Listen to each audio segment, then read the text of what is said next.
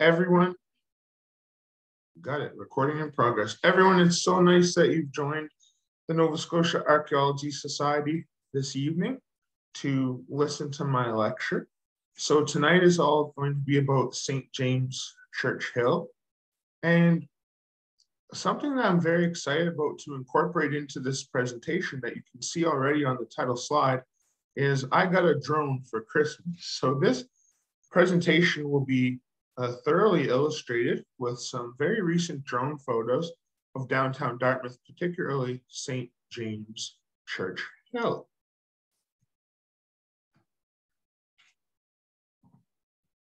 All right, so everyone, my name is David Jones. I'm a teacher and local historian. I graduated in 2021 from Mount St. Vincent University in Halifax in what we call the secondary program. So I'm a junior high and high school teacher. I'm proud to have gone to St. Mary's University. I graduated in 2014 with a BA. I took many classes with Dr. Jonathan Fowler, who many of you know quite well, watching this evening.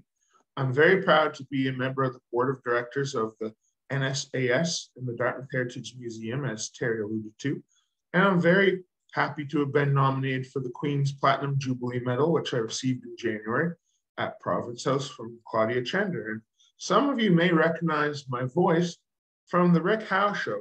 I was on the air for many years, about 5 years, up until Rick's retirement last year. So it's lovely to be here. You're seeing an illustration, a picture of me giving a walking tour, something that I love to do throughout downtown Dartmouth and Halifax. You may have joined me on one of our Jane's walks or something for the Archaeology Society. And there I am with a 1870s beautiful map of downtown Dartmouth. So, especially for those of you that are joining us this evening from somewhere a little further away than Dartmouth or Halifax, that might be thanks to Dr. Fowler sharing this on his Archaeology Academy page or the large following of the Nova Scotia Archaeology Society Facebook group.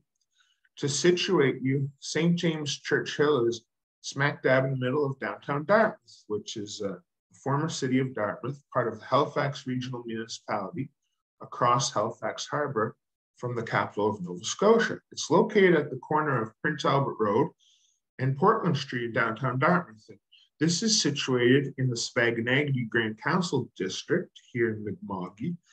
And although the Sawmill River and the Shubenacadie Canal System and the Dartmouth Lakes have this direct forever connection to the Shubenacadie River waterway, downtown Dartmouth is actually positioned in the Sackville River watershed, one of approximately 50 different major watersheds throughout Nova Scotia. So a great resource that I'll allude to tonight, everyone, are the Harry Piers papers, which were digitized from the collections of Nova Scotia Museum and put on St. Mary's University's website. And Harry Piers collected pages and pages of ethnographic information from informants like Joe Cope and Jerry Lonecloud. And in that, in volume 3 of the Piers papers, it mentions that the stream that flows from the Dartmouth Lakes, the closest being Lake Micmac and Lake Winnock, is called Boonmogity.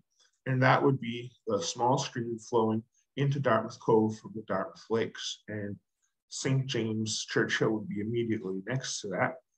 Some of that runs underground today as part of the Sawmill River, which is currently being daylighted. And something that not many of you may be aware of is St. James Church Hill is situated directly next to a small historic African Nova Scotian community of Prince Albert Road with historic family names such as Fairfax. You know Reverend Fairfax from Victoria Road Baptist Church on Victoria Road in downtown Dartmouth, the Cromwell families, the States, and the Mansfields, for example.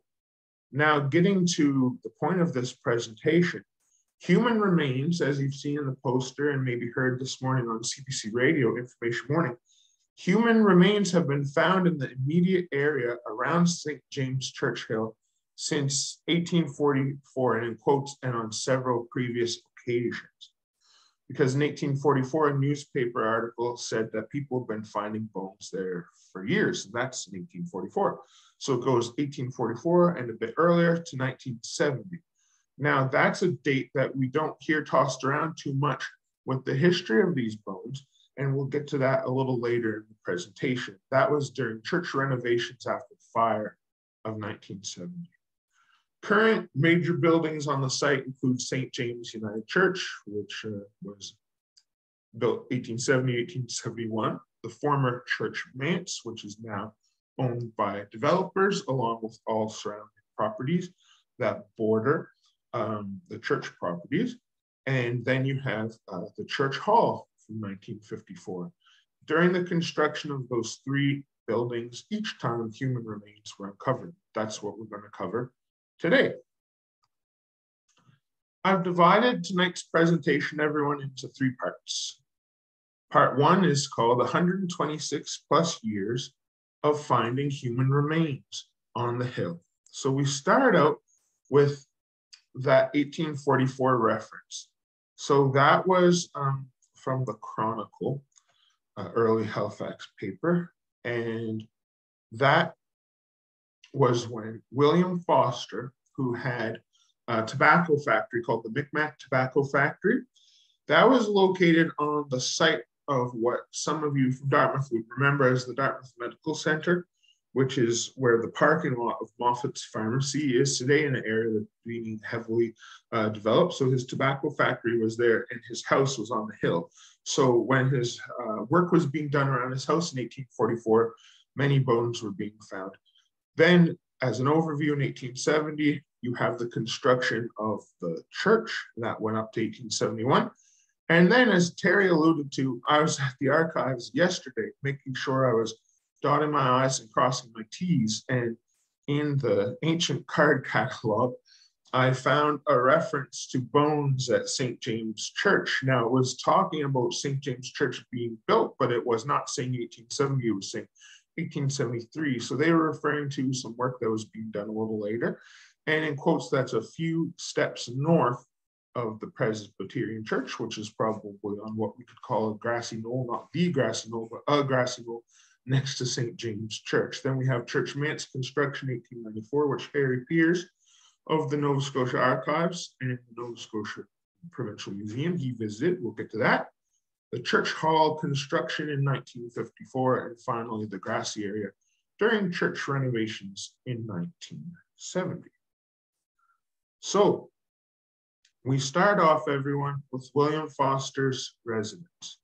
And now, as I said, William Foster had a tobacco factory called the Micmac Tobacco Manufactory. And very interestingly, he was the first person in Dartmouth to start the ice harvesting industry. Now, when I say ice harvesting in Dartmouth, you probably immediately think of Lake Bannock, where I grew up paddling and playing hockey, and I hope to go skating with my friend Mitch, who's watching tonight. We hope to go skating tomorrow on the beautiful ice.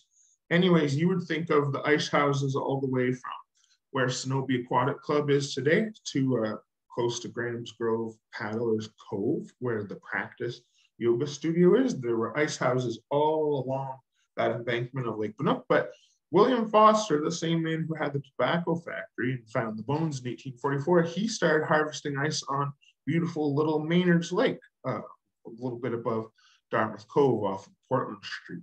So that's a little background about William Foster. And here is an ad from 1844. He wanted it published in May 4th, 1844. And as you can see in very small print, it says Journal and Chronicle 2 months. So he has that ad subscription for 2 months. And there you learn a little bit about what products he made and sold. So John Martin, who's my great-grand uncle, the brother of Frank Martin, my great-grandfather, he was the town historian of Dartmouth in the 1950s and 1960s. And he writes in his famous book, The Story of Dartmouth, that the earliest known record of the burials is contained in the Chronicle of July 1844. And he mentions Foster's tobacco manufactory at the Dartmouth Medical Center, that's now a parking lot next to Moffat's Pharmacy, directly across from St. James Church. And the newspaper quote says, a quantity of human bones comprising the remains of 7 or 8 persons were discovered last week buried in a hill in Dartmouth near the residence of William Foster, Esquire. Considerable quantities of bones have been dug up on the same spot on several previous occasions. Now we jump to 1870, as I alluded to. So Dr. Martin continues to say that here is the commanding knoll. At that time, it was Eastern Passage and Preston Roads, Preston Road becoming Prince Albert Road, and Eastern Passage Road, which now connects to Pleasant Street, which is how you would get to Eastern Passage today, but now that is Portland Street downtown before it veers off at 5 corners. He says that earth from this excavation, so they're clearing dirt when they're building the church, it was actually first hauled to the bottom of Portland Street in downtown Dartmouth, near the old Dartmouth City Hall today, below Bob Watson's dentist office. So the dirt was taken there to fill in the hollow near the present railroad tracks that are still there. And he says this procedure was halted when it was noticed that the debris contained numerous pieces of human bones. Some specimens of these bones, one of which was an adult skull, were presented to the Provincial Museum. They, and now understand that is in 1957 when the story of Dartmouth was written, they are now in the museum at Halifax Citadel, and that's where today the Army Museum is, but that's where the Provincial Museum used to be located, is now at the Museum of Natural History. Okay, so then we go to the new to me reference. So this says that 1873, a few steps north of the Presbyterian Church. According to the Acadian Recorder of March 3rd, 1873, page 2 says, this knoll, becoming surrounded with buildings, and whenever any excavation is made, there are brought up quantities of bones, human bones.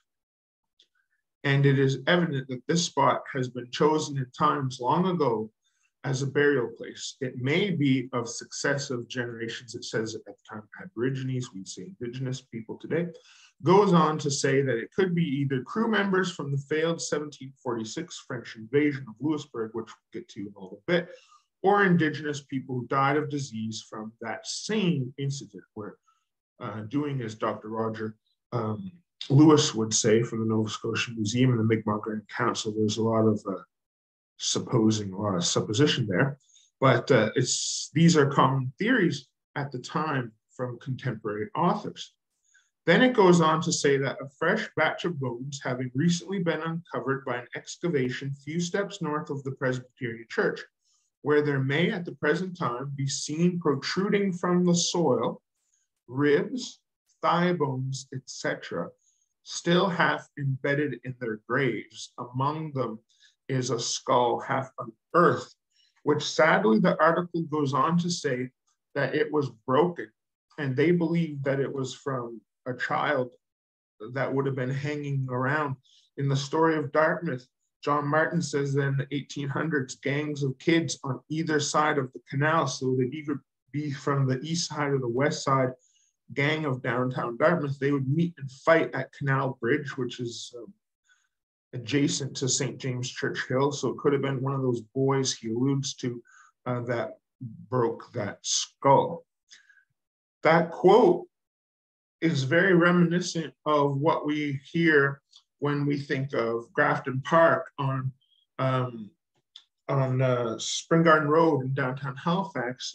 For those of you that may have worked on that site archaeologically with Davis McIntyre, or if you're just familiar with Halifax history, there's records that they really wanted to clean up that area in the 1800s, 1900s, turning into parkland, because there were complaints of bones falling out of the dirt and the grass, and that's what we see here in 1873. So yes, that reference has been there under my nose since the 1970s at the Nova Scotia Archives, but it's new to me as of yesterday. And I hope it's valuable to those of you that are interested by this topic. Now we go to a very important discovery. July 1894, the church minutes. This is a picture that I accessed from the Dartmouth Heritage Museum, of which I'm a board member. I've proudly been a board member since 2015. This is the last year of my term. I've been fighting very hard for a museum at City Council. That's another lecture.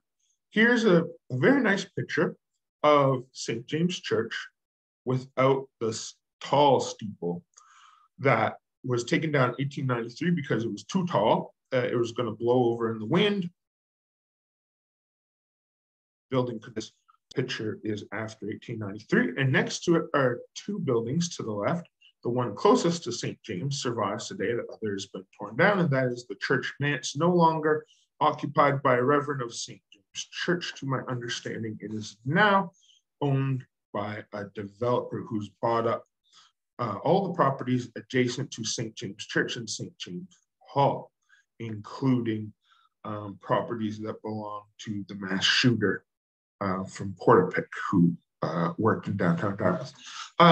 So Harry Peers, in a very important work called Relics of the Stone Age in Nova Scotia, found in volume 9 from 1896 of Proceedings and Transactions of the Nova Scotia Institute of Science, which still exists today and produces a lot of great work and lectures.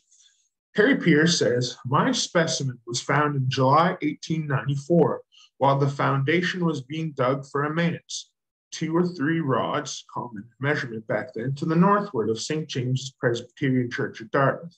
He goes on to say a great number of human skeletons have been unearthed at that spot, but after careful inquiry and personal search for anything which might serve to identify those who were there buried, this is funny how he words this, I've only succeeded, he only found major clues, in obtaining this hammer, which we'll show shortly, and a linear shaped piece of iron, 9.5 inches long, which he thought must have been a dagger shaped implement. Remember implement, we'll get back to that in a bit, or possibly a spear point. The bones were from 1 foot to 2.5 or 3 feet below the surface of the ground. In one instance, Harry Peers succeeded in finding the remains of a nailed wooden box or rough coffin. He shows the distinction that he's not fully sure it's a rough coffin. It was almost entirely disintegrated and chiefly appeared as a dark-colored line. That would be a soil stain for all of us interested in archaeology.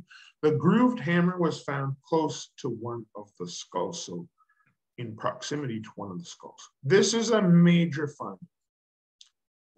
What I've noticed in the way John Martin and Harry Peers write is they will allude to Mi'kmaq history, culture, artifacts, and a presence, forever presence of downtown Dartmouth.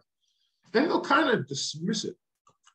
And then they'll allude to it later.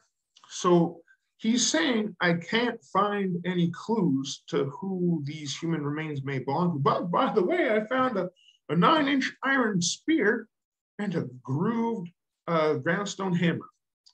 That speaks to stone implements made and used by Mi'kmaq people.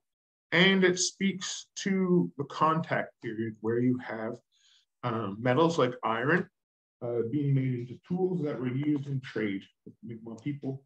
And you'll hear me say contact period a lot, and that alludes to roughly like 1490s, 1500 to the 1700s when Europeans are coming to settle Mi'kmaq, Nova Scotia. So that's very important, and we'll continue exploring those themes as we move on to more incidences of finding bones. And now we're going to get more into the grooved stone hammer. July 1894, grooved stone hammer. This was found, as we said, by Harry Peers at the construction site of St. James Church Manse, July 1894. In his words, made from an egg-shaped boulder, 3.5 inches by 2.5 inches at its largest points, and weighing 19 plus ounces. He said that through the middle of the hammer, everyone, there was a pecked groove around the entire artifact, which is otherwise shaped smooth. That is currently, from 1894 to today, part of the artifact collection of the Nova Scotia Museum. And the image to the right is from Relics of the Stone Age in Nova Scotia, from the same Proceedings and Transactions of the Nova Scotia Institute of Science, Volume 9, 1896, which, when I toss around references like this, people want to read them and get in touch with those sources. And that's available online through the database of the Nova Scotia Institute of Science. So if you search up Nova Scotia Institute of Science, Harry Piers, Relics of the Stone Age, there are many of his lectures, articles that he wrote in there. This is very important for studies of Mi'kmaq artifacts. And I encourage you to look that up. Now, at the bottom of the image, and on my screen, I'm seeing like Terry's camera and Sarah's. I hope it's not blocking. I don't think it is blocking the image. And at the very bottom of this inscription, it says 95, and that is above the stone pipe with the lizard feature, and that is the grooved stone hammer found by Harry Piers. So we see the actual artifact as drawn by Mr. Piers, and that gives us a sense of what we're talking about, as opposed to gouges or what we call plummets or adges, other tools that you can see there, and axes. This is a ground stone hammer. Now, Harry Piers, he postulates, as Roger would say, that that would be used for warfare, but also used more commonly for day-to-day use and manufacture. All right, so now everyone, we go to 1954, St. James Church Hall, and I have to move my face around a little bit. More of these bones were dug up when excavating, this is a quote from the story of Dartmouth. More of these bones were dug up when excavating for St. James Church Hall in 1954. Specimens gathered at random were taken to Professor Saunders' Department of Anatomy at Dalhousie University, where Dr. F.W. Fife, the associate professor, made a very minute examination of the collection. His conclusions were that the specimens were portions of 4 separate persons. This is in 1954 when they're building the church hall. One definitely was a man, 5 feet 9 inches in height. All were over, according to Dr. Fife, 25 years of age. The several teeth showed no evidence of caries, which I wondered if he meant cavities, and the enamel was of good quality. Dr. Fife intends to exhume more specimens, which were reinterred in 1954 at the site of the church hall, from what's written in the story of Dartmouth. He wants more specimens of skull and tibia bones in an endeavor, we're really getting into eugenics here, to ascertain whether the remains are those of Mi'kmaq Indians, these were the words that were used at the time by John Martin, or of white men. So this gets a little curious.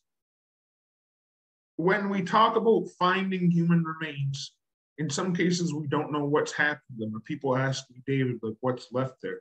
In the very least, we know that in 1954, these human remains believed to have been belonging to 4 separate people were reburied at the site. Now, a few years ago, when I wrote an article that some of you may have read a while ago or recently for City News at the time, called Halifax Today, I contacted the Reverend of St. James Church asking if he was aware of where those bones were buried on the site. No response.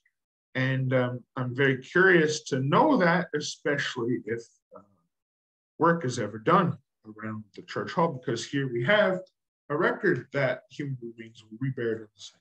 And there were more remains that Dr. Fife wanted to exhume. So now, everyone, there, I'll minimize my window.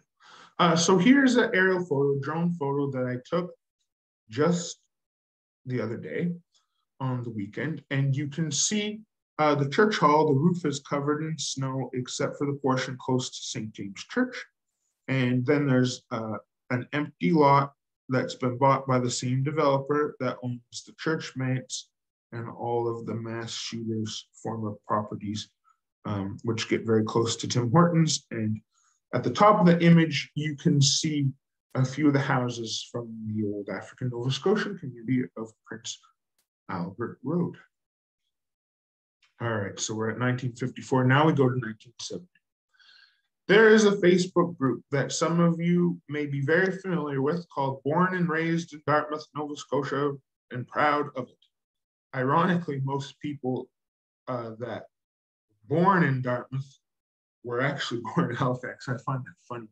I wish we just called it Dartmouth Facebook group. The other name's too long, but it's great for getting tidbits of history. So a man named Don Day shared a picture from the collection of the Nova Scotia Museum. No, it's the Dartmouth Heritage Museum, sorry. And it showed Star Manufacturing, the hockey skate factory, which is connected with a national historic event on Prince Albert Road with the creation of Acme Spring Skates by John Forbes and the selling of Mi'kmaq-made hockey sticks under the Micmac and Rex brand. So there was a picture, and then a lady named Eleanor Gillis wrote underneath it, because I was asking, hey, does anyone, they were talking about the church mates, and I said, does anyone know about bones being found here? I mentioned the different cases, and Eleanor replied, David Jones, yes. After the church fire in 1970, while repairing the church, workers found bones on the grassy area on the Prince Albert Road side. Archaeologists came. Now, I'd love to know who these archaeologists were / are. Sometimes there are phantom archaeologists. I've heard of archaeologists that showed up, I only do it in quotes because I don't know if it's real, that showed up maybe in the 60s or 70s to King Street, to the site of one of the old Dartmouth blockhouses. And according to people on this group, they said that they found cannonballs and arrowheads, but they never named the archaeologists. So I'm not sure about that, but it says archaeologists. Maybe they were associated with SMU or Parks Canada. I'd love to know if Robert Brigida has ever heard of anyone showing up in 1970. But anyways, archaeologists came and they felt they were the remains, perhaps, from the Duke d'Anville's fleet. This is a common theme that would have come ashore from the Cove area, Dartmouth Cove, down Canal Street to the water. My dad, Eleanor Gillis's dad, Reverend Grant MacDonald, who was minister at St. James for many years, he was 99 when he passed away a few years. And there are two great documents on the St. James United Church website today that are from the early 70s and the later 70s.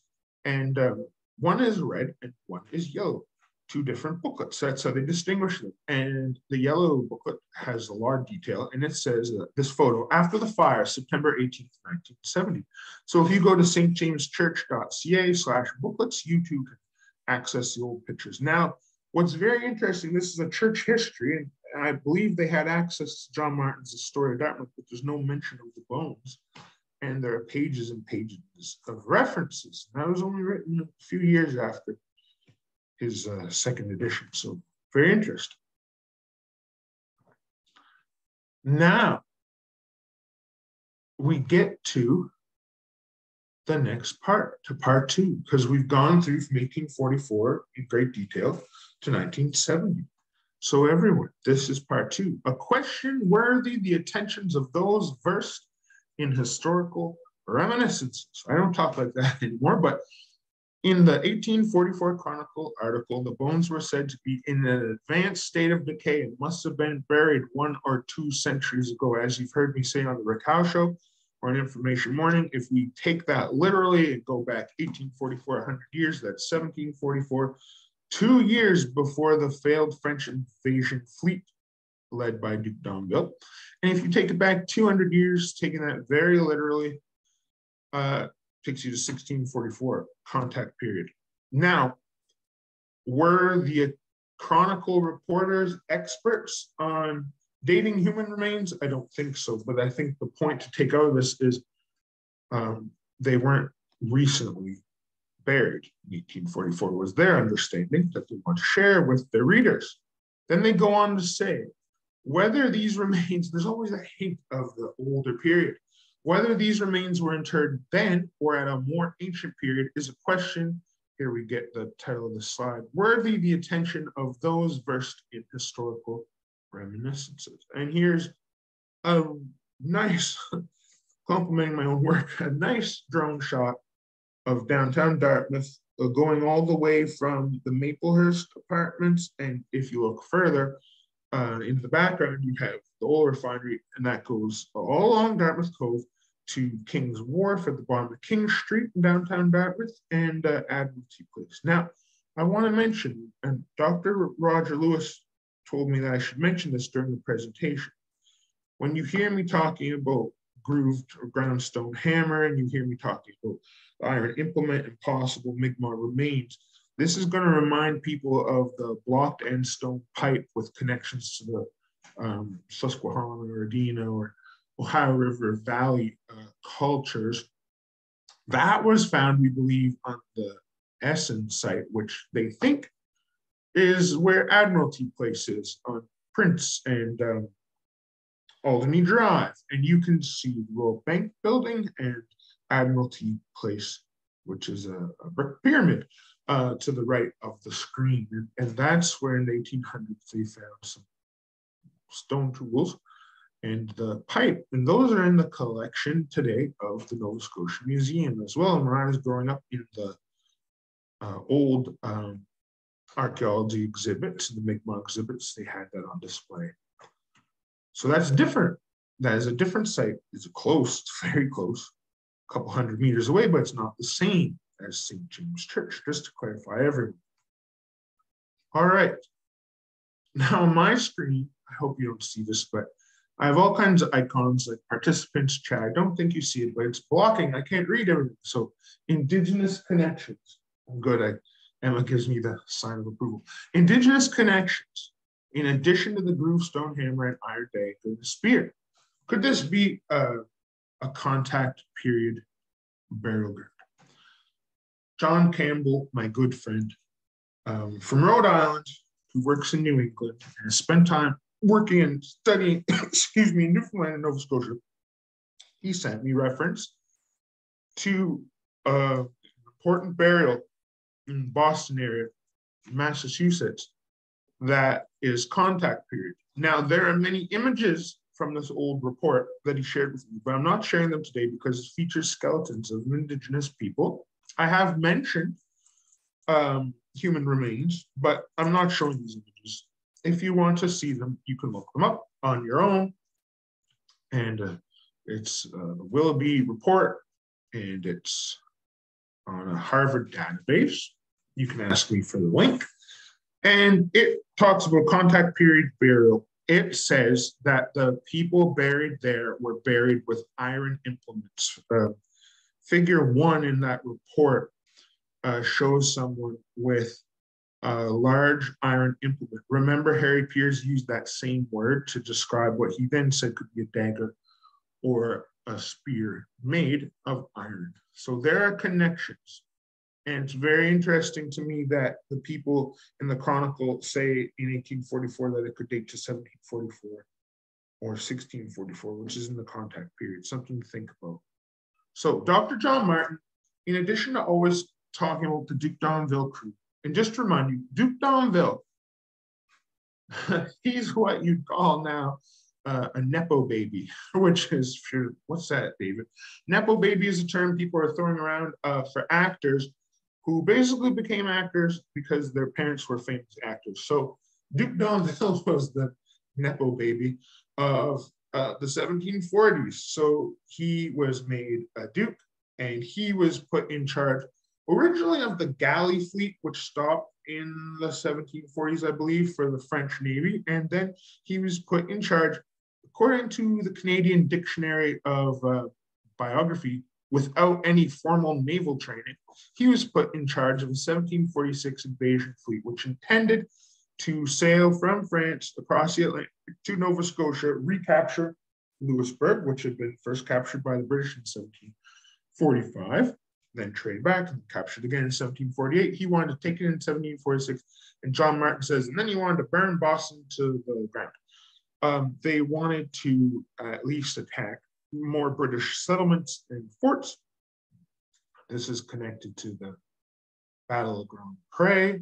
This is connected to a lot of Halifax Harbor history. I'm inclined to think that these burials are not directly connected to the Duke d'Anville incident. When I say incident, 3 days off the coast of Acadia in that article, but Mi'kmaq, Nova Scotia, they hit a hurricane, and then they brought disease to Halifax Harbor that killed many, many crew members from the fleet, and also is believed to have killed many Mi'kmaq people, not just in the vicinity of what today is Halifax, Dartmouth, but very further afield.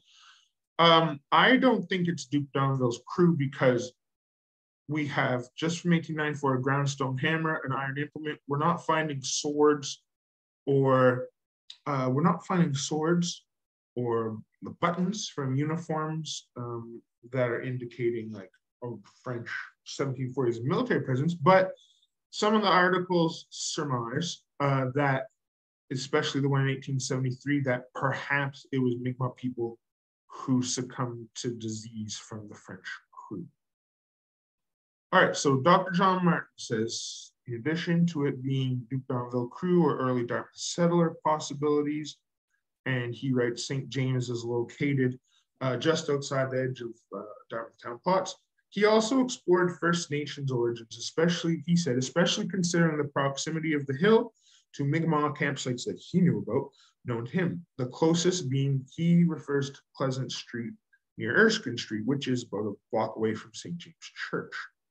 But I find people in Dartmouth, we talk about like Mi'kmaq campsites, but people talk about like Lake Bannock and Dartmouth Cove and Tufts Cove. But what Dr. Roger Lewis of the Mi'kmaq Grand Council and curator of Mi'kmaq Cultural Heritage, the Nova Scotia Museum, and he's a colleague of Vanessa Smith, who I saw your name online, and he works with Dr. Katie Couture-Robbins and others who are watching tonight.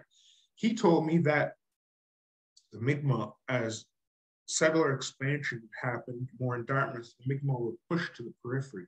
So Tufts Cove and Turtle Grove area, what was called Indian Cove by the Tufts Cove power plant, that's on the periphery of downtown Dartmouth in the 1800s. And so would be Pleasant Street and Erskine Street. So you're being pushed away, but you really have to look at as Dartmouth as being a place where Mi'kmaq lived everywhere and lived and used the whole space, water and land. Now, a lot of times you'll see on interpretive panels around Dartmouth, people will say, the Mi'kmaq traveled these waterways. They didn't just travel, they lived here. And that's something important to acknowledge and to understand. The Acadian Recorder in 1873, referring to the knoll occupied by the residents of A. James Esquire, I just want to cut in and say A. James Esquire is Judge Alexander James. He's the one who moved his family from downtown Portland, Queen Street area, Queen Street. He moved them to Evergreen House in 1867, where he used to hang out with Joseph Howe, and that became the home of famous folklorist Helen Creighton, and is now one of two museum homes of the Dartmouth Heritage Museum complex. All right, Acadian Recorder, the knoll occupied by the residents of Alexander James Esquire. I say Evergreen House, built in 1867. They say it's a campsite. Here they say, and they say that they think it's a campsite connected to the Mi'kmaq that were there when Duke d'Anville's battered fleet and sick fleet came in 1746. But this is very important. It says the sites of their wigwams, this is in 1873, are still clearly indicated by marks in the soil and herbage, and several of their stone tools have been found on the spot. That's very significant. If you read the story of Dartmouth, which I always laugh, I have to show people this. My copy of the story of Dartmouth is covered in hundreds of sticky notes. And Mike Sanders of CRM Group, he told me his is too. So at least I have a partner in crime in that regard. But if you read the story of Dartmouth, he does allude to a doctor in the early to mid 20th century, 1930, giving a Nova Scotia Historical Society lecture, and his mother reminisced about Mi'kmaq people traveling down from Lake Nook and the Dartmouth Lakes to what was called the Mizigwash, which is the swampy area in the vicinity of Maitland Street, Canal Street, Portland Street, right by Tim Hortons, right below St. James Church, and that they would camp at Evergreen. Now, if you watched Oak Island, a few years ago, the Oak Island crew came and used their excavators to completely destroy the backyard of Evergreen House, which they did landscape, but there are boulders now everywhere.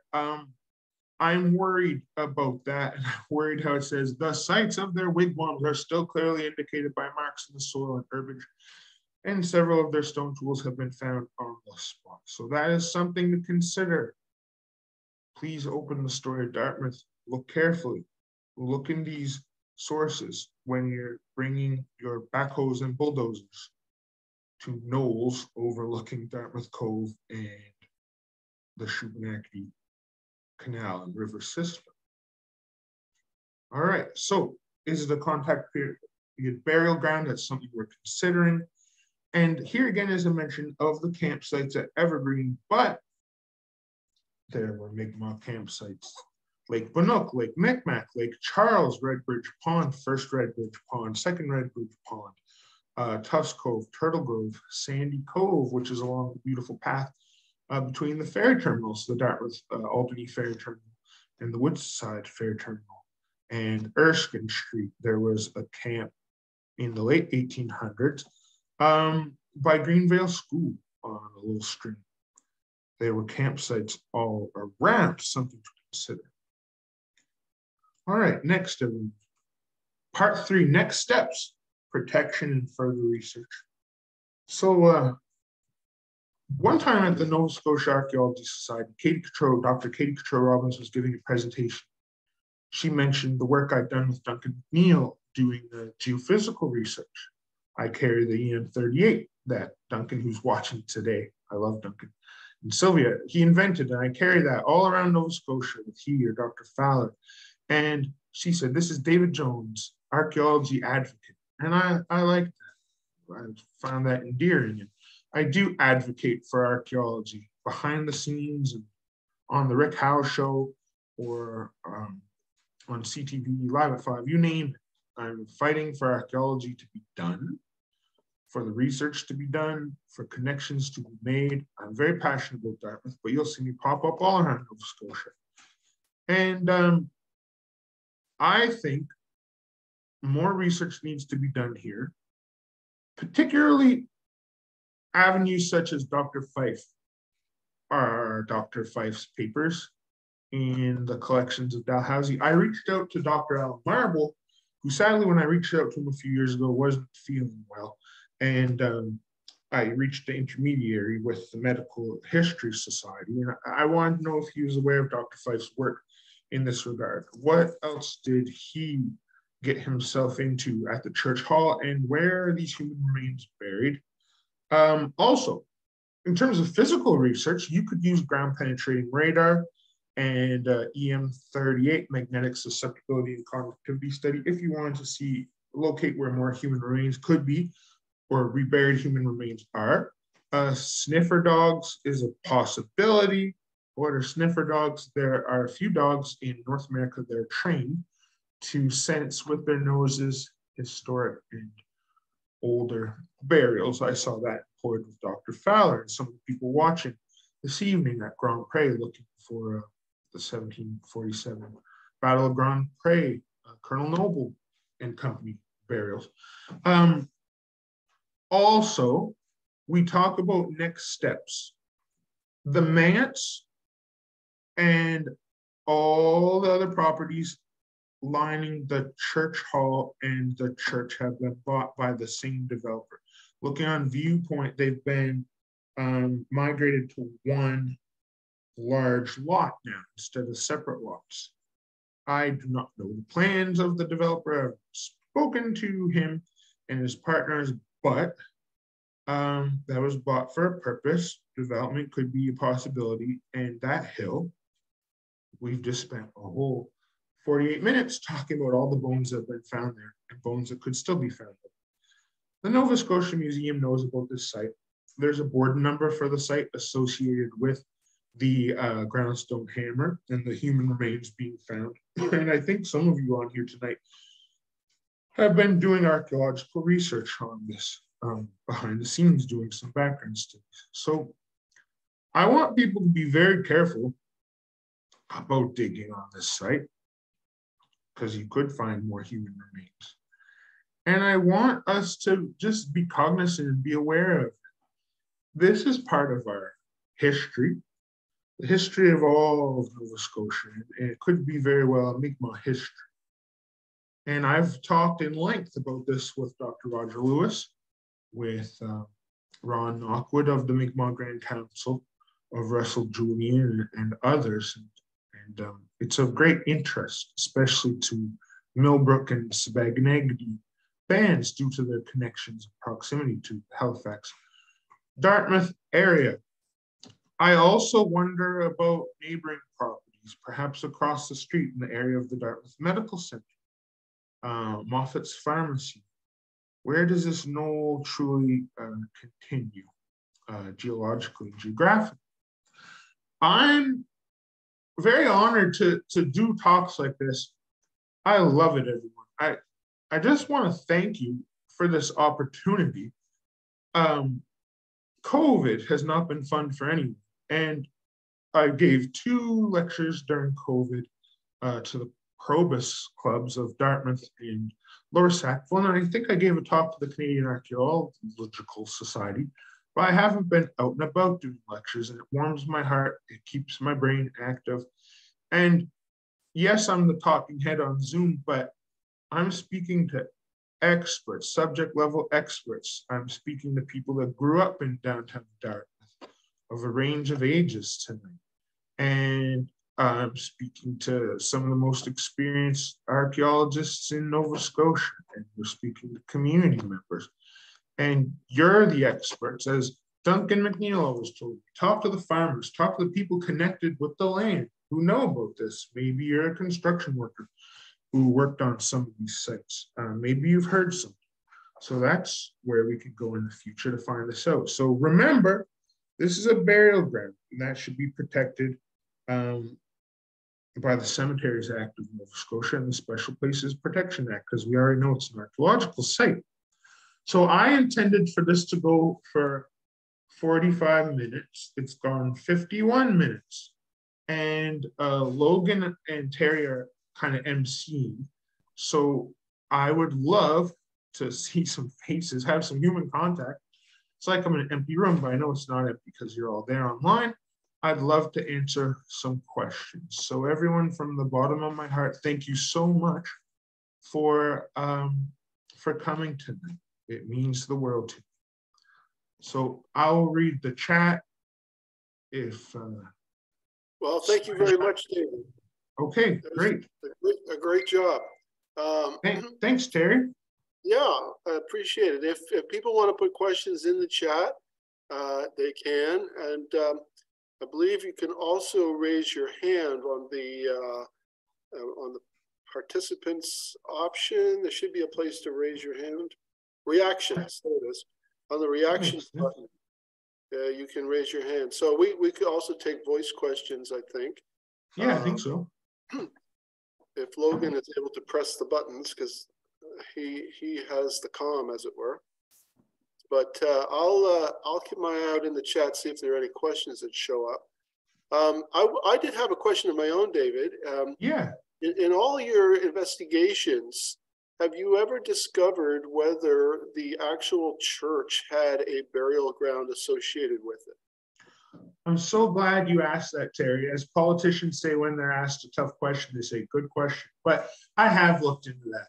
So there was a petition in the 1840s for a Presbyterian burial ground, but you have burials happening in Christchurch Anglican Cemetery, and then you have burials in what's known as St. Peter's Cemetery. So there's lots of land for burials. And to that point, the St. James United, before that Presbyterian history, in Dartmouth goes back to at least the 1820s. There was a church on King Street near the fire station. And up until I believe the 1940s, it still stood. And at a point, it had been used as the fire station. They moved there on King Street, below North Street, below Blockhouse Hill, to St. James Church. And before that, Terry, you had houses on that property. And that's why they were running into bones. So I don't think, I love that question, but I don't think between the 1820s and 1870, when the church was built, I don't think there was a Presbyterian cemetery there. And you see in 1844, they say the bones are, they estimate 100 to 200 years old. So thanks for that. Yeah, I let it slip. So before we get the next person, there are some questions. Michael Handley says, has there been DNA extraction? No, there hasn't. And human remains, there hasn't been like a modern archaeological dig. It says that archaeologists came in 1970, but that just could have been for a minute to check it out. No DNA extraction. It mentions Dr. Fife having contact with bones, and it mentions bones from the 1870 going to what will become the Provincial Museum. But I don't believe that they have any human remains in their collection at this time. And then, let's see, I'm squinting. Thank you everyone for your nice words. Sam Brandon, the curator of the Barrington Museum down in the old courthouse, does the knowledge and evidence of the burials essentially prevent any future ground disturbance? It should. A cemetery should be protected by the Cemeteries Act so that nothing ever can be built on top of it. That hasn't happened. And the Special Places Protection Act and Cemeteries Act should act to prevent that. But I don't know if doing development there would be worth it economically, and if it ethically should happen because of all the human remains. So that's something to be discussed. I'm glad we're talking about that tonight.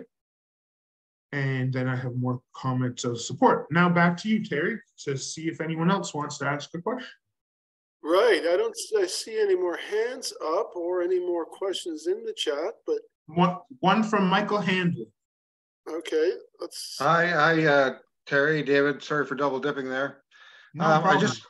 I just wanted to know, because I know the good doctor there back in the 1800s mentioned white, French, possibly English, or Mi'kmaq. But there was also, you said, a Black community. So this is why I asked about the DNA. You know, like it's such a suppositional statements, you know, coming from that era, you know, well, I think it's this or I think it's that. And yeah, they did that all the time. Yeah, with these unknown historians, archaeologists that the paper knew, you know, so many unanswered questions. I think, you know, I'm really happy that you're on it. And you know, as for I'm not a developer, but I know that downtown Dartmouth is a moneymaker, and so whatever goes up sells. And so I'm just want to know how much pull a developer would have in town, as opposed to the archaeologists who feel the history is more important than future development. Well, thanks, Michael, for those comments. And to get to the first point, so no DNA has been done, and that might not be wanted to be done by descendant groups. That seems to be a thing we don't do in Nova Scotia, DNA testing of human remains in this case. But the Black community that we mentioned. So the Black Cultural Center of Nova Scotia has a map that lists about 50 historic African Nova Scotian communities around Nova Scotia. But if you're familiar with those communities, you could break them down into smaller areas. So Dartmouth is a historic African Nova Scotian community, but there is the square by Dartmouth High. There's the old Avenue community at the end of Creighton Avenue. And then there was a downtown Dartmouth community that originally was at the post office, Wentworth Street and Queen Street and King Street, that block.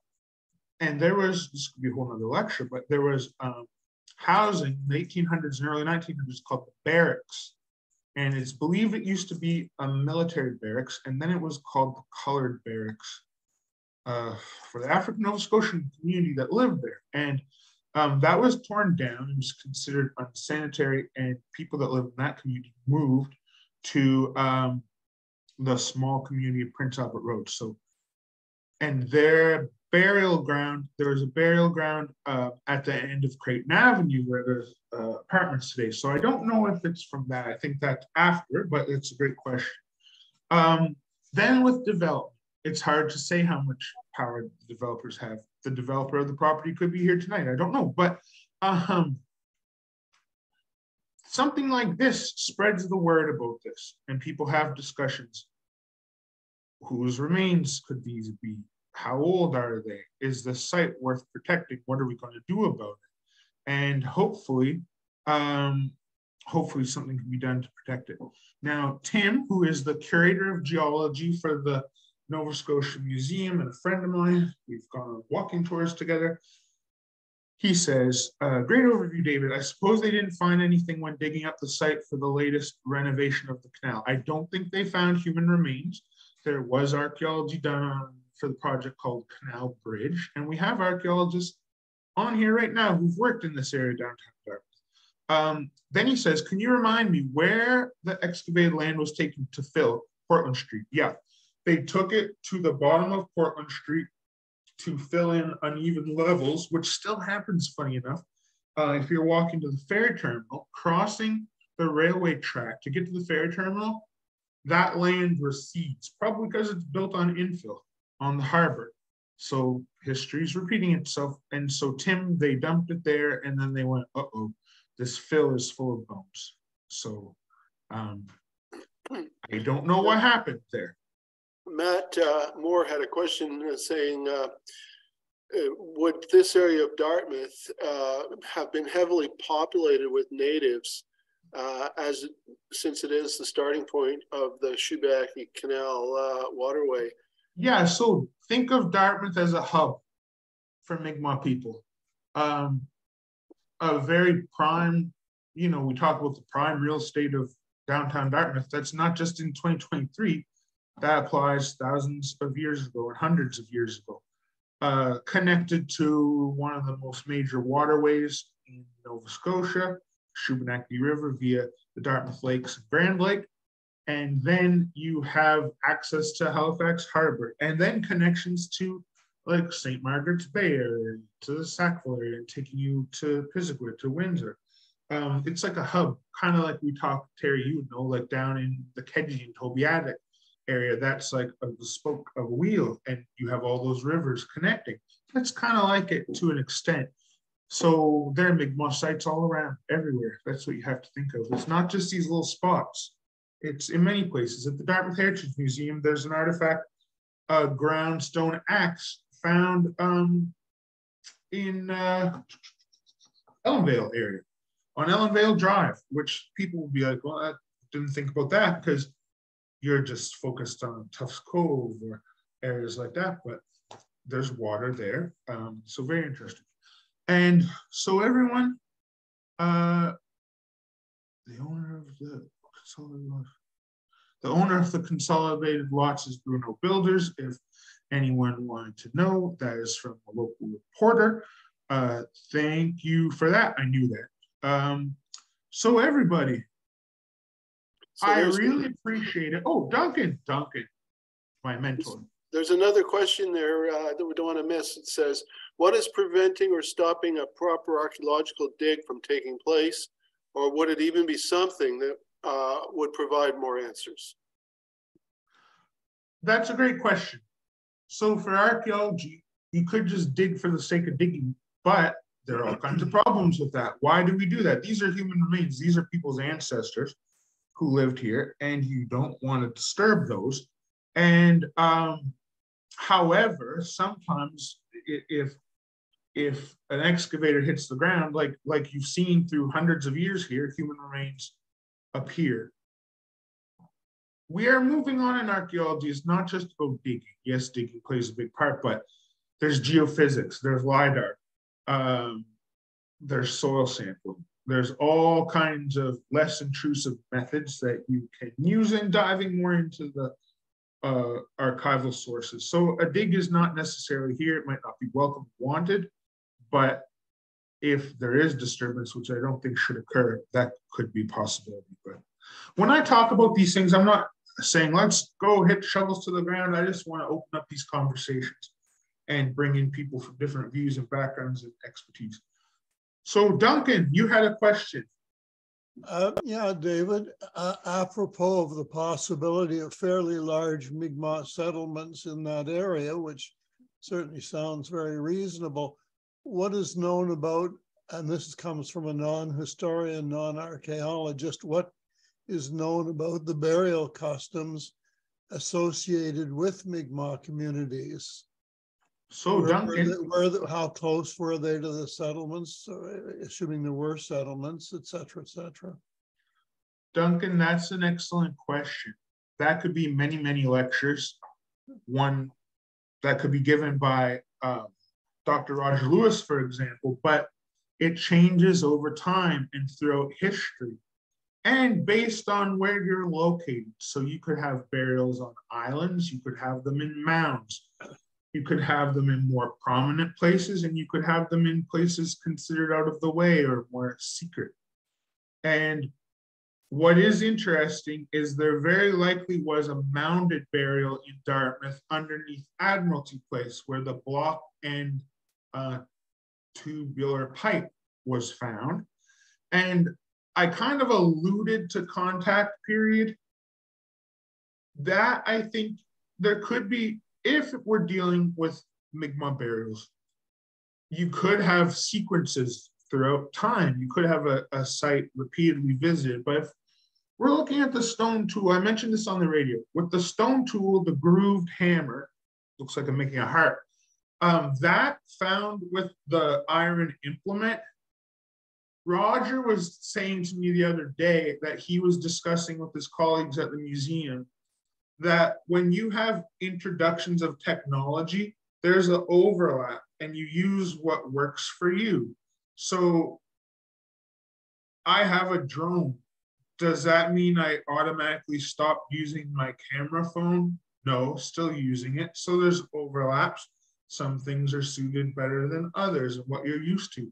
So he was saying that it wouldn't surprise him that a contact burial could feature a groundstone tool and an iron implement even used by the same person. We don't know that. They were found in association with burials, but that's a great question. Changes over time, Duncan, different methods, different styles, because we're all unique individuals. So thank you for that. So everyone, it's 8:06.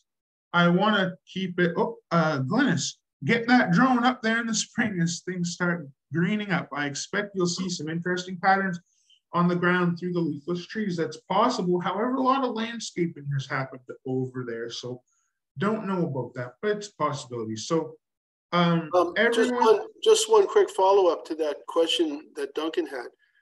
Everything you said is absolutely correct, David, but I might also highlight that just like for European cultures, burials on the slopes of a hill, particularly, let's say a west-facing slope or a small knoll, those were sometimes used by Native peoples also.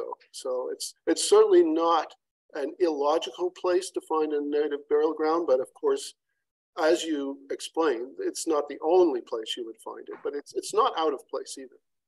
Yeah, thank you, Terry. And also, I was talking with Wesley Weatherby of St. Mary's, who's watching this evening, and he was mentioning that if you have a connection between Evergreen as a Mi'kmaq occupation site and these burials, or at least this knoll, we think of the Sawmill River flowing now from Sullivan's Pond underground by Star, and then outflowing at the Dartmouth curling rink into Dartmouth Cove.